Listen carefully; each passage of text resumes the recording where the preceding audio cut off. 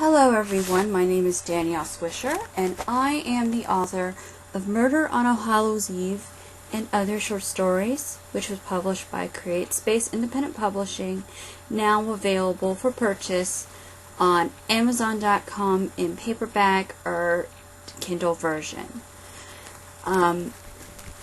Today, I'm going to read for you a sample from my book called The Ballad of Anatole Fournier, which is located on page 100 of the paperback version. And pretty much, the story is about a young man who loses everything during the French Revolution and comes to the United States to find his way as a journalist. But as you will see, unfortunately, he chooses the time period to come around when the Alien Sedition Act is passed. And this is based on actual fact of that there were French people coming to the United States around this time period because of the French Revolution, and a lot of them favored the partisan politics of Thomas Jefferson. And when the Alien Sedition Acts came out, it pressured those individuals, in particular those French people that were involved with the political movement, to be placed in jail or deported. And this is a fictional detailing of what that individual experience of a French person who went through this might have been like. And so that's where the Ballad of Anatole Fournier came from. So when I thought this would be a good idea this would be a good sample to read, because of the fact that that elections are coming up here in the United States, and this very well deals with partisan politics and with American politics, and with the impact that elections do have on the American populace. So therefore, that's why I've chosen this particular sample to read today. So, The Ballad of Anatole Fournier. Paris, France, 1793. Anatole Fournier was working with his father Arnaud in the family boulangerie when Robespierre's forces stormed their store. Arnaud told his son and his father to flee the boulangerie without him. He would not say why, but told him to go on, so that he and his family might live. Anatole and his wife, with their baby girl in arms, ran through the back door of the boulangerie and did their best to abscond through alleyways, with the goal of getting to the countryside as soon as possible. Somehow, Robespierre's forces caught up with them, and unfortunately Anatole's wife could not keep up with him. While Anatole was able to get behind a boulder and hide, his wife tripped over a tree limb and fell. By the time she attempted to grab her baby and get up again, the soldiers had captured them. The soldiers never found Anatole. However, when he finally realized that they had left and captured his wife and daughter, he began to cry, knowing that he would never see them again. After crying for several minutes, he finally got up and just continued to run. The only thing on his mind now was to get to Marseille and catch the next ship to the Americas. It was a rough, long journey to Marseille. Anatole walked most of the way, but eventually he was able to steal a horse and some new clothes, and adopted a new identity that he would use until he reached Marseille. 4 months later, he had arrived in Marseille and caught a ship that was headed towards New York City. 6 months later, he was in New York City. Once in the United States, it took him a while to learn English, but slowly he did by working odd jobs. His first job was as a stable boy, and his second a brickmaker. After brickmaking, he tried several apprenticeships. However, the only one that he was good at was as a printer. He caught on very quickly on how to set the letters and ink them to prepare for placing them on the press. And then he would place the paper on top of the inked letters, work the press, and then voila! Another piece of the written word was published. In 2 years his apprenticeship was over, and then he was free to make his own way in the printing business. He eventually opened his own printing shop and his own newspaper, which he called Liberty's Chronicler. The newspaper was a hit and became a legend in the United States, especially with Jeffersonian Democratic Republicans.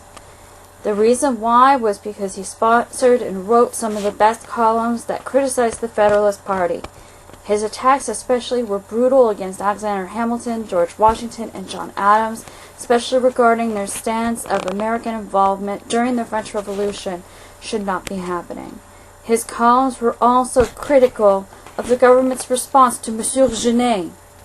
Anatole famously wrote, "I am very disappointed in the United States government for supporting Monsieur Genet. If they did, for not supporting Monsieur Genet, If they did, he wouldn't be surreptitiously recruiting Americans or bringing French ships over. The American people want to help the French, because after all, weren't we the first to declare a revolution against the king? The French want everything the United States wants, a democracy with all men are created equal. They want to get rid of the old aristocratic ways and ensure that no matter whether a man is born the son of a farmer or of a lawyer, that he will be able to vote and be represented in his society. However, the revolution in France has become very violent because of le grand terroir, which has led to the death of thousands of citoyens just because they don't like the shape of Robespierre's nose. How can America just stand by and watch this carnage continue? I recognize that our country is young and has just been released from the clutches of war. However, we cannot forget our French friends who helped us win over the British. Our French friends need us, my dear Americans. They need our help in order to stop Robespierre and le grand terroir and bring peace and democracy back to the French Revolution. Until then, many more will die at the hands of Madame Guillotine, and then who will save our beloved friends then? These words inspire both love and hatred. For example, he received a letter from the Secretary of State, Mr. Jefferson, thanking him for his wise words and advice on the subject, while Mr. Hamilton, President Washington, and Mr. Adams all wrote hostile letters claiming him to be an enemy of the American people and a heartless Jacobin. In response to these letters, Anatole wrote the following in his column. Recently I have received letters from political leaders from both Federalist and Democratic Republican parties.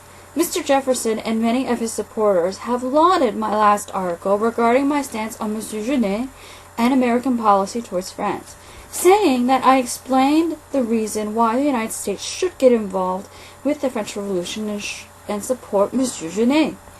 In contrast, Mr. Hamilton, President Washington, and Mr. Adams have all accused me of being un-American, unpatriotic, mad, and a heartless Jacobin like Mr. Jefferson himself. Well, I have some news for the Federalist Party and Mr. President. I'm a French national who supported the French Revolution the way it was until my family was guillotined, so of course I sound like a Jacobin. However, as a French national, I know how onerous and noisome the French Revolution has become. Innocent people are dying, all because Robespierre and Marat are so afraid that there are internal conspirators against the revolution. One has to realize that this is not a rational conclusion, because it is because of the people of France the revolution ever started. Our goal was to topple the monarchy and create a new France that promoted democracy and equality for all men, just like here in the United States. We were inspired by your success in becoming your own country and realizing the dreams of the greatest philosophers. How can the revolution be wrong? Nonetheless, it has been demonized by your president, who only sees the Grand Terroir as the epitome of the French Revolution. He is wrong. It has gotten out of hand. It has turned into a holocaust against the peasants and working-class people who started this, and has given an excuse for jealous neighbors to exaggerate their dislike of Robespierre's policies as examples of treachery, and have them arrested and guillotined. How is this justice? How is this an act of democracy? Sirs, it certainly is not, and that's why the United States needs to intervene.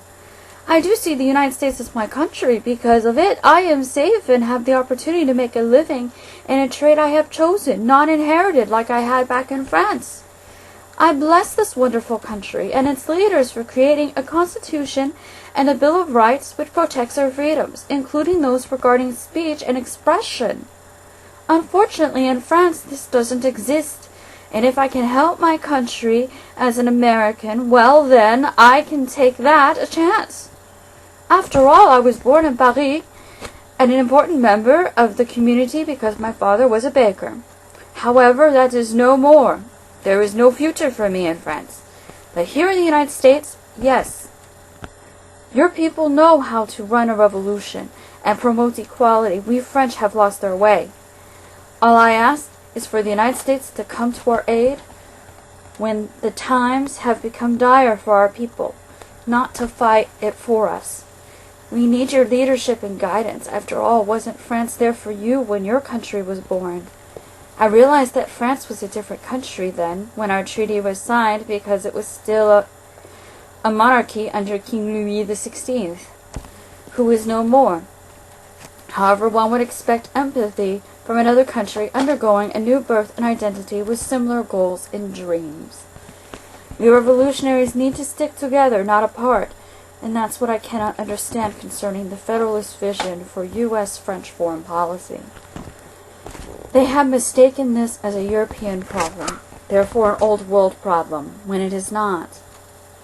It's France's problem, and it's a revolutionary problem. Just because France is located in the old world doesn't mean that it has to abide by that tradition. The Jacobins are trying to create a new France, one that will not resemble what it was in history.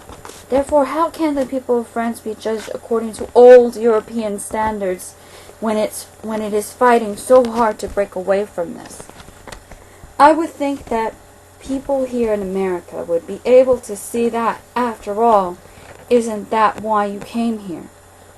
You came here to get away from the old ways of Europe, identified by the nobility, aristocracy, and class hierarchies that define economics, religious expression, and action. Well, the French are trying to do that at home. Who is going to help them?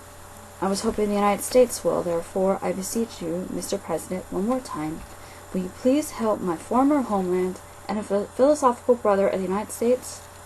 Our countries were brothers in arms at one time. There is still a chance for this to be. People of the United States want to help our French brethren, and likewise. Such an act would not be in vain. I promise you that.